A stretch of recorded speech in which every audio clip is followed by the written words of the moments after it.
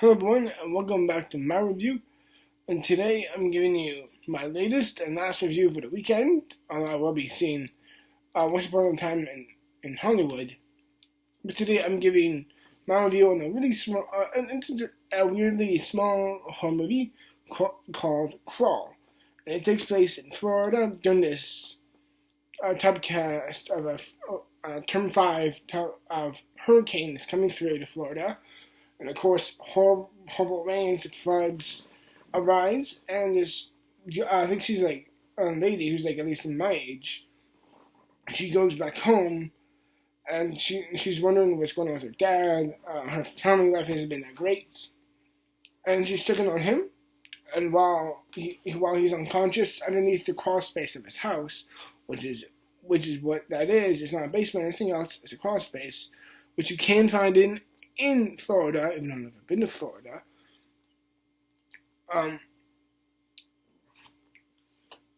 What this movie really does, I think maybe better than the other two movies I reviewed, is a sense of surprise of what I didn't expect from this movie. I thought this would be a small and fun movie.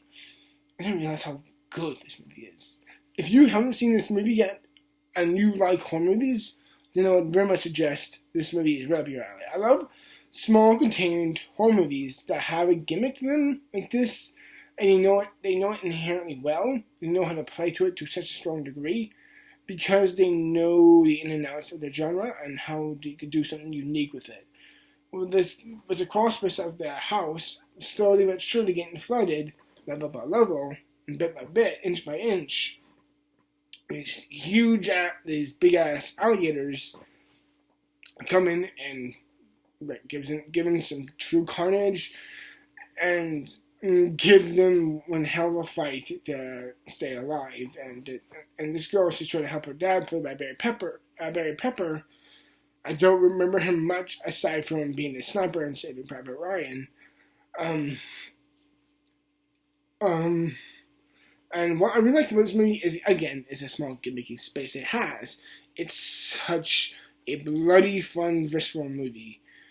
And it really does kind of remind me of Rogue here, where it's something that's so small and unique and lovely about it. I really found myself just really kind of gleefully into the movie. Its own visceral, grit, raw mood, atmosphere, tone, the grayness, and the bleakness make it so much more, so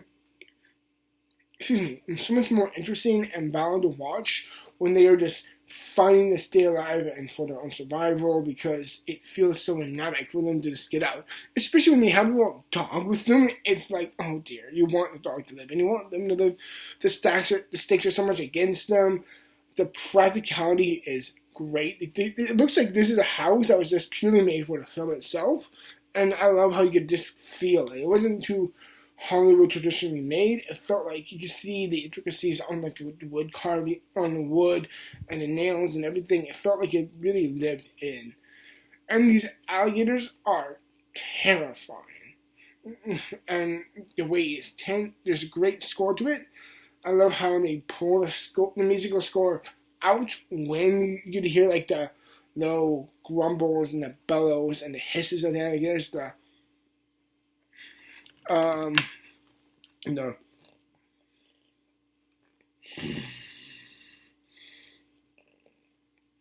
the bellows and everything that alligator could give, because they hiss and of course the moves and everything.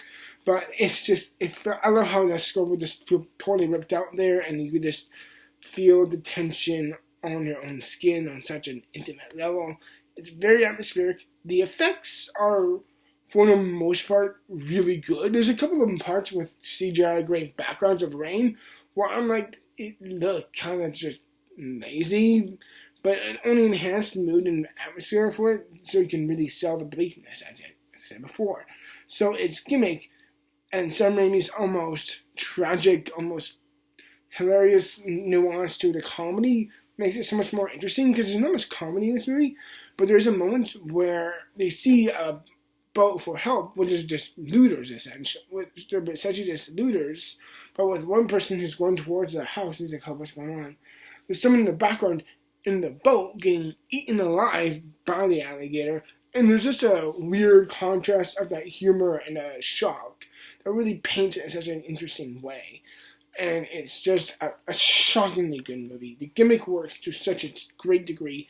I may not be breaking any boundaries or anything like that, but his own little thing was so smart, skilled, and atmospheric, and genuinely scary. There's a couple moments where it didn't make me jump, but there's moments where I was just glued to the seat, and I was just thrilled by the performances, the atmosphere, the tone, the music. Everything just kind of came together as an overall thing. And this movie is not making much money, which I think is a freaking shame. You should see this movie if you can. At least if you're into horror movies, I totally recommend this. This is a great horror movie that that's gonna find out about.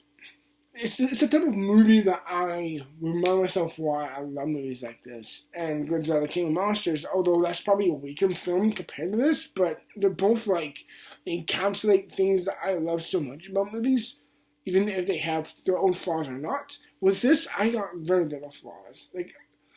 I loved how self-contained it felt. It felt like you don't need a sequel, you don't need any predecessors or anything like that. It just felt like its own little thing. And that was so refreshing, something unique. And I love gimmick horror movies with monsters in them. And it kind of had hints of The Grey in this, hints of Jaws and other movies in this, and that I thought were just really, really riveting, clever, and damn effective. What can I say? It really just works as a movie. And in my opinion, Crawl is nothing short of a shocking little masterpiece within its own. And in my view, I'm giving Crawl a 92%.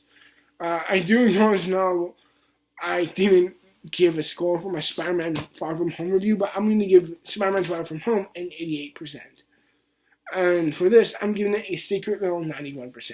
So of the three of Toy Story 4, Spider-Man Far From Home, and Crawl, for me, it's between Crawl and Toy Story 4 those are my two favorites of the three that I reviewed. I'm very much torn between those two. I'm thinking right now, I will slightly give it to Toy Story 4, but I appreciate Crawl a little bit more. That's just my opinion of it. I really do hope you enjoyed my review as always. Till then, thank you very much for watching, and I'll see you in the future as more videos. As always, till then, thank you, and be critical. Peace.